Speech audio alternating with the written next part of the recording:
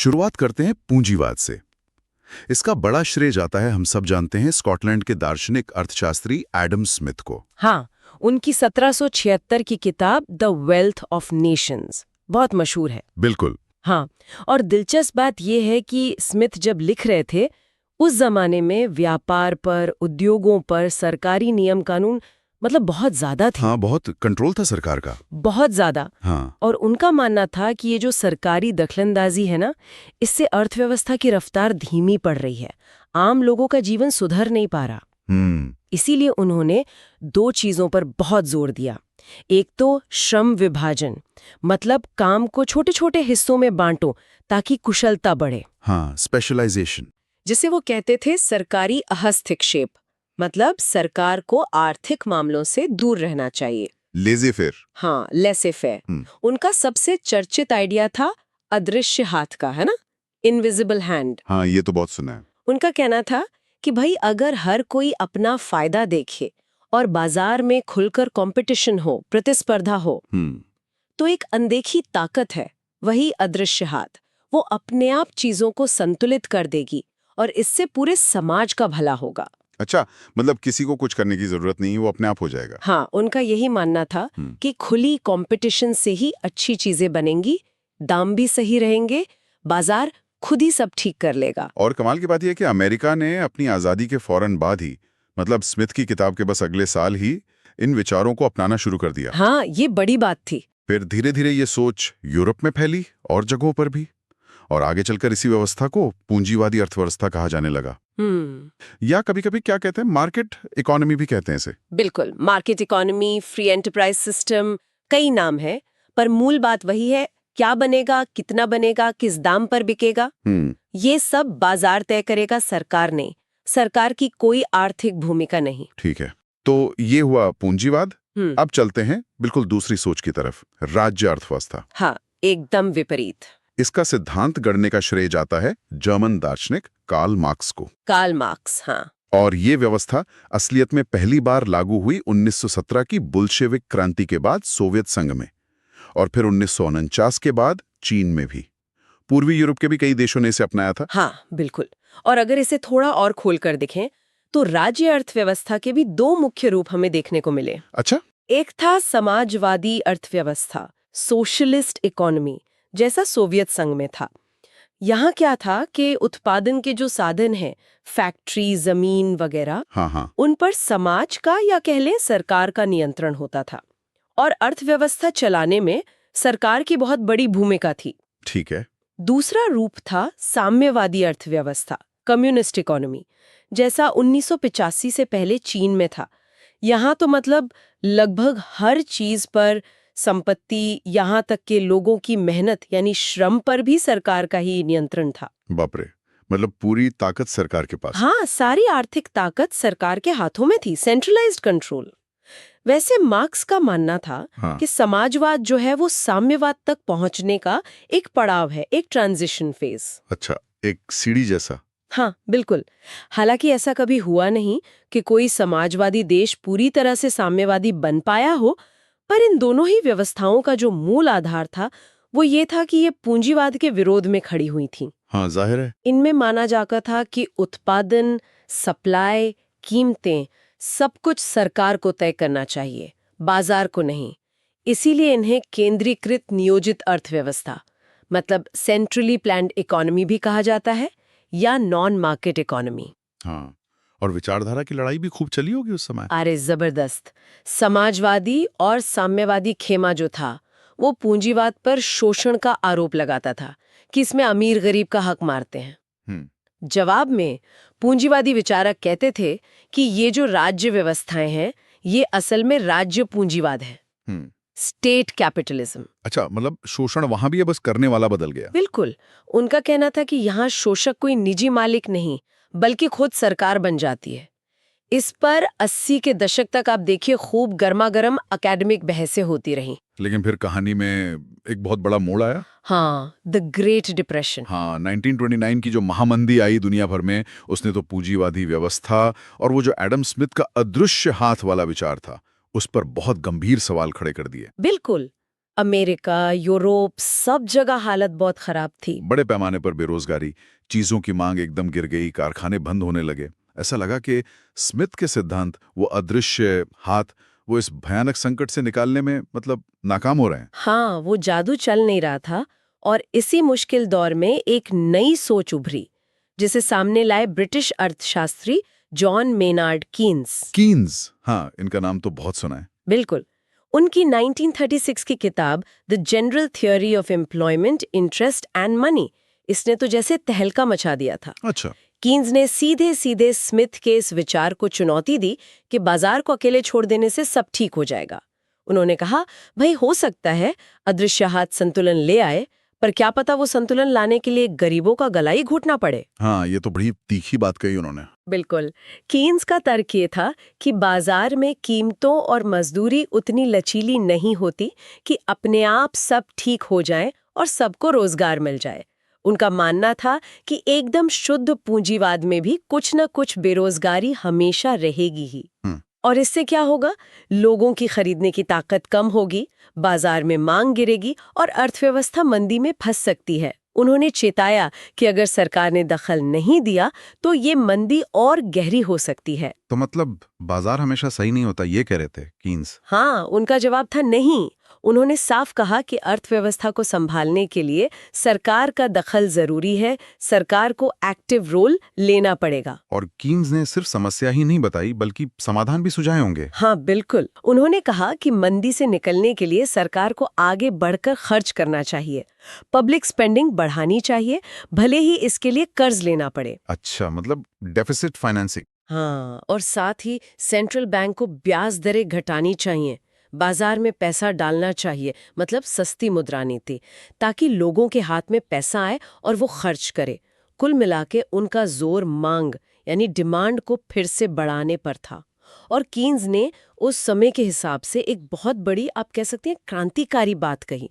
उन्होंने कहा कि पूंजीवादी देशों को समाजवादी व्यवस्था से कुछ अच्छी चीजें सीखनी चाहिए और अपनानी चाहिए। अच्छा, ये तो बड़ी बात है। हाँ, देखिए, महामंदी से पहले पूंजीवादी देशों में ज्यादातर चीजें निजी कंपनियां ही बनाती और बेचती थीं। इससे हुआ ये कि पैसा कुछ ही लोगों के पास जमा होता गया, कंसंट्रेशन ऑफ वेल्थ, और आम आदमी की खरीदने की ताकत कम होती गई। कीन्स ने कहा यही मांग की कमी मंदी का एक बड़ा कारण बनी। तो फिर क्या उपाय सुझाया उन्होंने? उन्होंने कहा कि सरकारों को कुछ बुनियादी जरूरत की चीजें और सेवाएं खुद मुहैया करानी चाहिए। इन्हें पब्लिक गुड्स कहा गया। Public goods? हाँ, जैसे बुनियादी स्वास्थ्य सुविधाएं, साफ सफाई, स्कूली शिक्षा और कुछ हद तक सामाजिक सुरक्षा। सोचिए, 1930 से 1950 के दशक के बीच यूरोप और अमेरिका में सरकारों ने अपने देश की कुल आय यानी जीडीपी का लगभग आधा हिस्सा इन्हीं कामों पर खर्च किया। आधा हिस्सा? ये तो बहुत ज्यादा है। हाँ, कई बार तो ये चीजें मुफ्त या बहुत कम कीमत पर दी गईं। क्यों? ताकि लोग अपनी बाकी कमाई से बाजार की दूसरी चीजें खरीद सकें। अच्छा, ताकि ओवरऑल डिमांड बनी रहे। बिल्कुल, डिमांड बढ़े और अर्थव्यवस्था पटरी पर लौटे। यहीं से आप कह सकते हैं एक तरह से मिश्रित अर्थव्यवस्था यानी मिक्स्ड इकोनॉमी का जन्म हुआ, जहां पूंजीवाद भी है और सरकारी दखल भी साथ साथ चलता है। तो ये पूंजीवाद का एक तरह से बदला हुआ रूप था। हाँ, पूंजीवाद ने खुद को बचाने के लिए खुद को बदला। अब देखिए, कहानी में एक और दिलचस्प मोड़ आता है।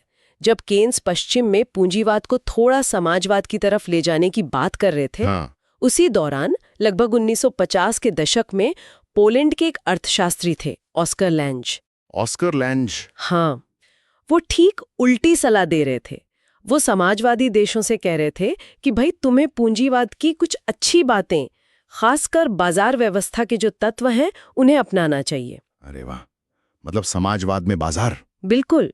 उन्होंने इसके लिए मार्केट सोशलिज्म शब्द भी दिया था। ये टर्म उन्हीं का है। अच्छा, मार्केट सोशलिज्म। लेकिन उस समय सोवियत संघ और उसके जो साथी देश थे, उन्होंने लांज की सलाह को सिरे से खारिज कर दिया। क्यों? उन्हें लगा ये उनकी विचारधारा के खिलाफ है, प्योरिटी का सवाल था शायद। लेकिन चीन ने इस दिशा में, आप कह सकते हैं, चुपचाप तैयारी शुरू कर दी थी, खासकर माओ के बाद के दौर में। हाँ, डेंग शॉपिंग के समय में। बिल्कुल। और आखिरकार 1985 में चीन ने अपनी ओपन डोर नीति के तहत आधिकारिक तौर पर मार्केट सोशलिज्म को अपना लिया, और ये इसका पहला कामयाब प्रयोग साबित हुआ। अच्छा, चीन कामयाब रहा इसमें? हाँ, दूसरी तरफ सोवियत संघ ने भी कुछ बदलाव की कोशिश की थी।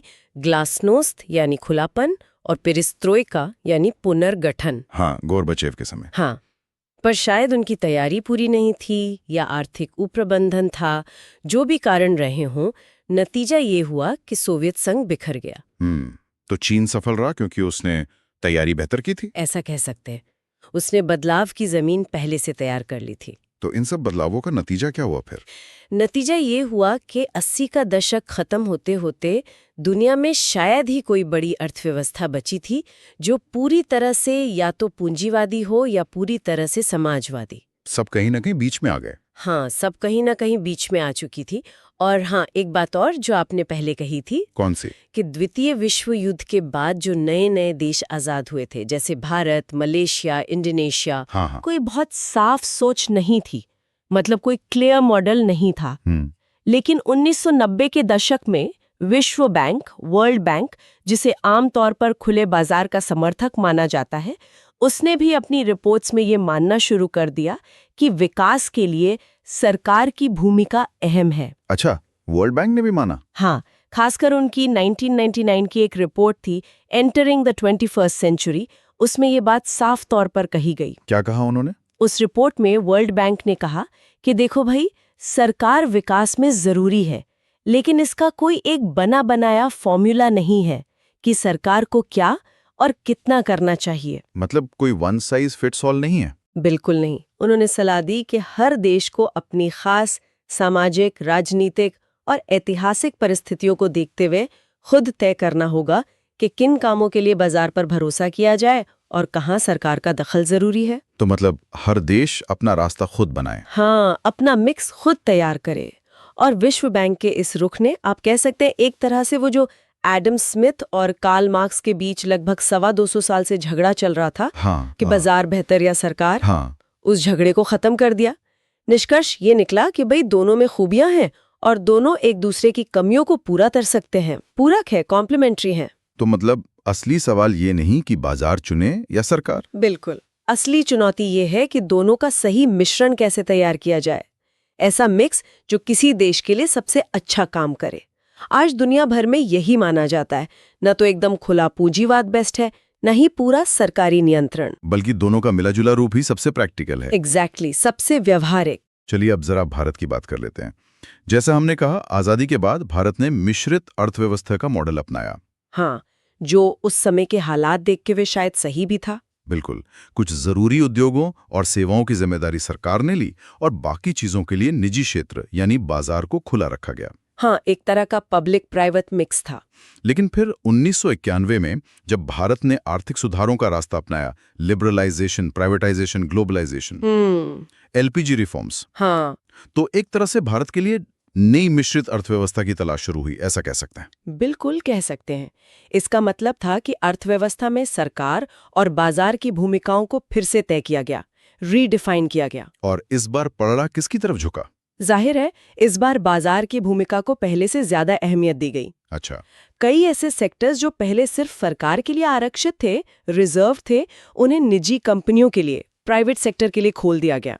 हाँ, आज हम इसके उदाहरण हर तरफ देखते हैं, जैसे टेलीकॉम सेक्टर है। हाँ, टेलीकॉम, बिजली उत्पादन, सड़कें बनाना, पेट्रोलियम, एयरलाइंस, बैंकिंग, बहुत सारे। लेकिन साथ ही कुछ ऐसे क्षेत्र भी हैं जहां सरकार की भूमिका अब भी काफी बड़ी है, जिन्हें हम सामाजिक क्षेत्र यानी सोशल सेक्टर कहते हैं। Social sector? इसमें क्या क्या आता है? इसमें मुख्य रूप से शिक्षा, स्वास्थ्य, पीने का पानी, सफाई, पोषण और खासकर गरीब तबकों के लिए सामाजिक सुरक्षा जैसी चीजें आती हैं।